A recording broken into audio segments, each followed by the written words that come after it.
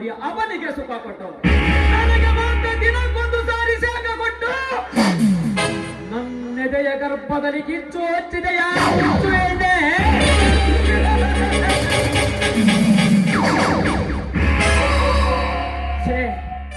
ನಾ ರೋಚಿಸಿದ ಜೋಲೆ ನನ್ನನ್ನೇ ಬಂಧಿಸಿದಲ್ಲ.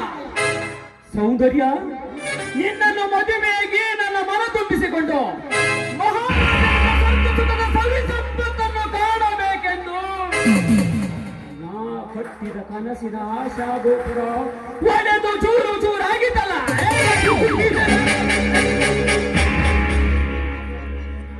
ಈಗ ನನ್ನ ಈಡೇರಬೇಕಾದರೆ ನೀನು ಇಟ್ಟಿರುವ ನಿನ್ನ ಹೆಜ್ಜೆಗೆ ಗೆಜ್ಜೆ ಕಟ್ಟಿ ಕೈ ಹಿಡಿದು ಕುಣಿಸದೆ ಬಿಡಲಾರೆ. ಇಲ್ಲಿಯವರೆಗೂ ನನ್ನ ಕಣ್ಣಿಗೆ ದಿಟ್ಟ ನಿಟ್ಟ ಚಂದುಳ್ಳ ಚೆಲುವೆರವೇ ಅತ್ಯಾಚಾರ ಮಾಡದೆ ಬಿಟ್ಟ ಮಗ ನಾನಲ್ಲ. ಈಗ ನನ್ನ ಕಾಮದ ಪಿತ್ತು ನೆತ್ತಿಗೇರಿ ತಡೆಯಲಾರದಷ್ಟು ಕಾಮದ ಸಿಗುವ ನನಗಾಗಿದೆ. ಇದೇ ವೇಳೆಯಲ್ಲಿ ಒಂದು ಹೆಣ್ಣು ಕಾಮದ ಸಿಗಿನಿಂದ ಆವಿನಂತೆ ನಾಗರ ಹಾವಿನಂತೆ ಕಚ್ಚಿ ಕಚ್ಚಿ ಅದರ ದೇಹದ ಸುಖ ಪಡೆಯುತ್ತಾನೆ ಈ ಪ್ರಚಂಡ ಪೃಥ್ವಿರಾಜ್.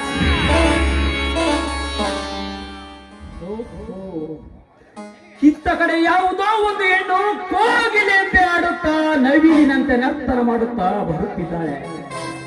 ಬರಲಿ, ಈಗಲಾದರೂ ಈ ರೆಕ್ಕೆ ಬಲಿತ ಹಕ್ಕಿಯನ್ನು ದಕ್ಕಿಸಿಕೊಂಡು ನನ್ನ ಆಸೆಯನ್ನು ಪೂರೈಸಿಕೊಂಡರಾಯಿತು.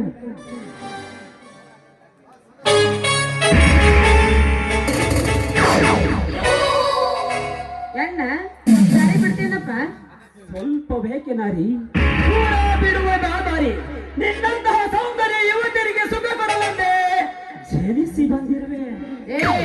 ಗೋಮುಖ ವ್ಯಾಘ್ರ ಅಂತವಣೆ, ತೂಕ ತಪ್ಪಿದ ತಕ್ಕಡೆ ಅಂತ ವರ್ತಿಸ್ಬೇಡ. ನಿನ್ನ ತಂಗಿ ಸ್ಥಾನದಲ್ಲಿದ್ದೀನಿ.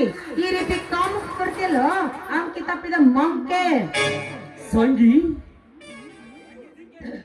ಜಿಂಕೆ ಎದ್ದಿರುವ ನಿನ್ನಂತಹ ಸೌಂದರ್ಯ ಯುವತಿಯರಿಗೆಲ್ಲ ಅಕ್ಕ ತಂಗಿ ಎಂದು ಹೇಳುತ್ತಾ ಹೊರಟರೆ ಈ ರೌಡಿಗಳ ರಾಜ್ಯದಲ್ಲಿ ನನ್ನಂತಹ ಮೀಸೆ ಬಿಟ್ಟ ಗಂಡಸರು ಶಂಕರಂತೆ ತಲೆ ತಗ್ಗಿಸಿ ತಿರುಗಾಡಬೇಕಾಗುತ್ತದೆ.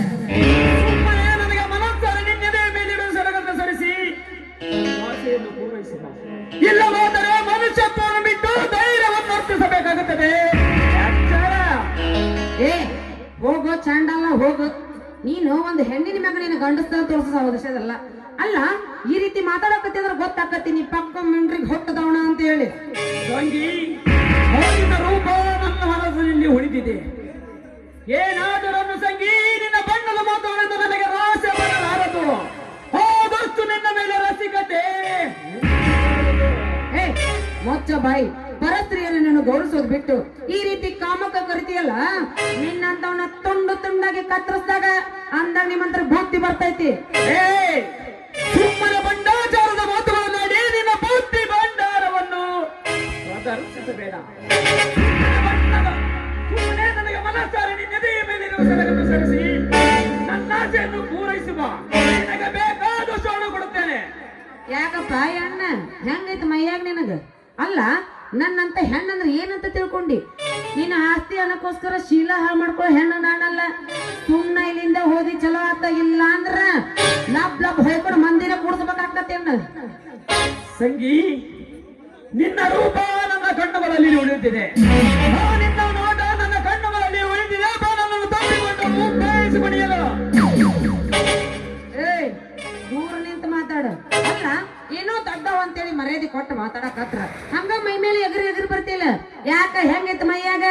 ನೀ ಏನಾರ ಮೈ ಮೇಲೆ ಎಗರಿ ಬಂದಿರ ಕಾಳನ ಕೈಯಾಗ ಬರ್ತಾವಲ್ಲ ಎತ್ತರಿರು. ಸುಮ್ಮನೆ ಭಂಡಾಚಾರದ ಮಾತುಗಳನ್ನಾಡಿ ನಿನ್ನ ಬುದ್ಧಿ ಭಂಡಾರವನ್ನು ಪ್ರದರ್ಶಿಸಬೇಡ ಸಂಗಿ. ಲೇ ಯೌವನದ ಮತವೇರಿದ ಸಕ್ಕಿನ ಎಣ್ಣೆ, ನನ್ನಿಂದ ಬಲಾತ್ಕಾರಕ್ಕೆ ಬಲಿಯಾಗಬೇಕೆಂದು ಆ ಬ್ರಹ್ಮನೇ ನನ್ನಣೆ ಬರಹದಲ್ಲಿ ಬರೆದಿದ್ದರೆ ಯಾರೇನು ಮಾಡುವುದು? ಎಂದರೆ ನೀನು ಮತ್ತೆ ಇರುವೆಯನ್ನಲ್ಲ, ನಿನ್ನನ್ನು ಬಲವಂತದಿಂದಲೇ ಹೊತ್ತುಕೊಂಡು ಹೋಗಿ ನನ್ನ ಆಸೆಯನ್ನು ಪೂರೈಸಿಕೊಂಡರಾಯ್ತು ಹುಚ್ಚು ರಂಡೆ. ದೂರ ಕರೆಯೋ ಚಾಂಡಾಲ ಗಂಟೆ ಹೆಣ್ಣೆ ಸಿಕ್ಕಳಂದು ಅವಳ ಮೇಲೆ ಬಲಾತ್ಕಾರ ಮಾಡ್ತಾ ಬಂದಿಯಲ್ಲ, ನಿನ್ನ ರೊಂಡ ಚೆಂಡಾಡ್ಬೇಕಾಗತ್ತ ಬಲ ಎಚ್ಚರವಾಗಿರು. ನನಗೆ ಎಚ್ಚರ ಹೇಳುವ ಮುತ್ತು ಎಣ್ಣೆ, ಖಂಡಿತ ಹೆಣ್ಣಿನ ದೇಹದ ಸುಖ ಪಡೆಯದೆ ಬಿಡುವುದಿಲ್ಲ.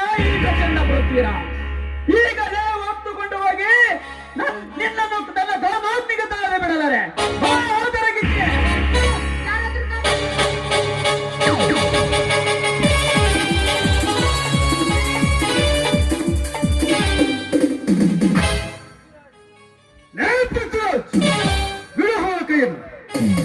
ಒಂದು ಅಬಲೆ ಮೇಳರಿಗೆ ಅವಳ ಶೀಲ ಹಾಳು ಮಾಡಲು ಹೊರಟ ನೀನಪ್ಪ ತಾಯಿಗೆ ಹುಟ್ಟಿದ ಮಗನಲ್ಲ.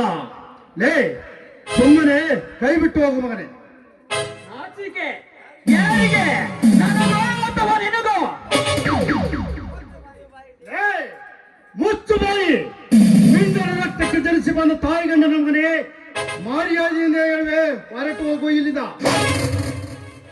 ಲೇ, ನಿನ್ನ ಮುಂದೆ ಗಂಡಸ್ತರ ತೋರಿಸುವ ಬಂಡ, ಈ ನಿನ್ನ ಬಟ್ಟು ಬೆದರಿಕೆಗೆ ಎದುರುವ ಏಡಿಯಲ್ಲ ಈ ಪ್ರಚಾರ ಕೊಡ್ತೀರಾ? ಎದರು ಬಂದ ಬರಲ್ಲ ಎದೆ ಬಗಿದು ರಕ್ತ ಕುಡಿಯುವ ಸಿಂಹದ ಗಂಡು ಹುಲಿ ಸುತ್ತೀರಾ? ಲೇ, ಎಣ್ಣೆ ದೇವತೆ ಎಂದು ಪೂಜಿಸಿದ ಪುಣ್ಯ ಚರಿತ್ರೆಯ ಪುಟಗಳಲ್ಲಿ ಸೃಷ್ಟಿಯಾದ ಒಂದು ಪವಿತ್ರ ಭಾರತದ ಮಣ್ಣಿನಲ್ಲಿ ಜನಿಸಿ ಬಂದ ಒಂದು ಹೆಣ್ಣಿನ ಮಾನ ಹಾಳು ಮಾಡಲು ಹೊರಟ ನೀನೊಬ್ಬ ತಂದೆಗೆ ಹುಟ್ಟಿದ ಮಗನಲ್ಲ. ಹಾಲಿನ ತಾಯಿ ಕಂಡವರಿಗೆ ಸೆರಗು ಹಾಸಿ ಆಡಿದ ಆದರ ಪಿಂಡ ನೀನು. ಲೇ ಅಜಯ, ನನ್ನ ಮೇಲೆ ಕೈ ಎತ್ತಲು ಬಂದರೆ ನಿನ್ನ ಕತ್ತು ಉಳಿಯಲಾರದು. ಸೇರಿನ ಸರ್ಪ ಮಗನೇ, ಕತ್ತದೇ ಬಿಡುವುದಿಲ್ಲ ಮಗನೇ. ಏ, ಇನ್ನೊಂದು ಸಾರಿ ಏನಾದರೂ ಮಗನಿ ಎಂದು ಕರೆದರೆ ನಿನ್ನನ್ನು ಆರೋಗ್ಯ ಕೊಂದು ಕುರಿಯಂತೆ ಚಂಡಾಡಿಬಿಡುವ ಎತ್ತರ. ಈ ಅಜಯ ನಿಮ್ಮಂತ ದುಷ್ಟ ರೌಡಿಯ ಅಟ್ಟಹಾಸವನ್ನು ಮೆಟ್ಟಿ ನಿಲ್ಲುತ್ತಾನೆ. ಈ ಅಜಯ, ಲೇ ಜಯ, ನೀನು ನನಗೆ ಎದುರು ಮಾತನಾಡಿದರೆ ಇವಳನ್ನು ಈಗಲೇ ಒತ್ತೊಯ್ಯುವ ಮಗನೇ.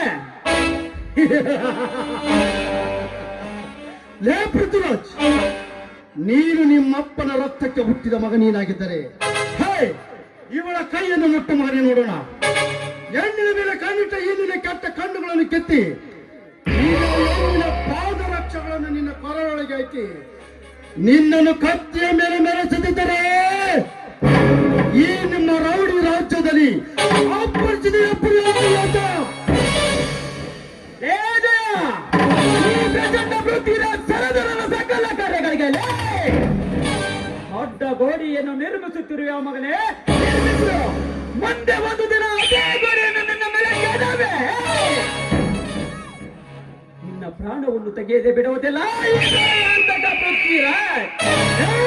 ಸುಳ್ಳೇ, ನಿಮ್ಮಂತ ಇಜುಡ ನನ್ನ ಮಕ್ಕಳಿಗೆ ತಕ್ಕ ಪಾಠ ಕಲಿಸಿ ನಿಮ್ಮೆಲೆಯ ಬಗೆದು ಬಿಸಿ ರಕ್ತ ಕುಡಿಯುವ ಈ ಹಚ್ಚಿದ ಹೆಬ್ಬುಲಿಯ ಮುಂದೆ ನಿನ್ನ ಗಂಡಸ್ತನ್ನು ತಳಿಸಿದ ಹೊರಟು ಹೋಗು ಇಲ್ಲಿನ. ಅಣ್ಣ, ಸರಿಯಾದ ಸಮಯಕ್ಕೆ ಬಂದು ನನ್ನ ಶೀಲವನ್ನ ಕಾಪಾಡಿದ್ದೀರ. ಈ ನಿಮ್ಮ ಉಪಕಾರನ ಎಂದೂ ಮರೆಯೋದಿಲ್ಲ ಅಣ್ಣ. ಹೇಳುತ್ತೇನೆ, ಇದರಲ್ಲಿ ಉಪಕಾರವೇನುವುದು? ನಿನ್ನ ಅಣ್ಣನಾಗಿ ನಾನು ಮಾಡಬೇಕಾದ ಕರ್ತವ್ಯವನ್ನು ಮಾಡಿದ್ದೇನೆ ಅಷ್ಟೇ. ಹಾ, ನೀನೇಕೆ ಒಬ್ಬಳೆ ಇಲ್ಲಿಗೆ ಬಂದೆ? ಅಣ್ಣ, ಮನೆಯಲ್ಲಿ ನೀರಿರಲಿಲ್ಲ, ಅದಕ್ಕೋಸ್ಕರ ಬಂದೆ. ಆಗ ಈ ಕಾಮುಕನನ್ನು ಬಲಾತ್ಕಾರ ಮಾಡಲು ಬಂದಣ್ಣ. ಹೆದ್ದೇಳುತ್ತಿದ್ದೆ. ಆಯ್ತು ನಡಿಯಮ್ಮ, ನಾನೇ ನಿನ್ನನ್ನು ಮನೆಗೆ ಬಿಟ್ಟು ಬರುತ್ತೇನೆ. ಸರಿ ಅಣ್ಣ.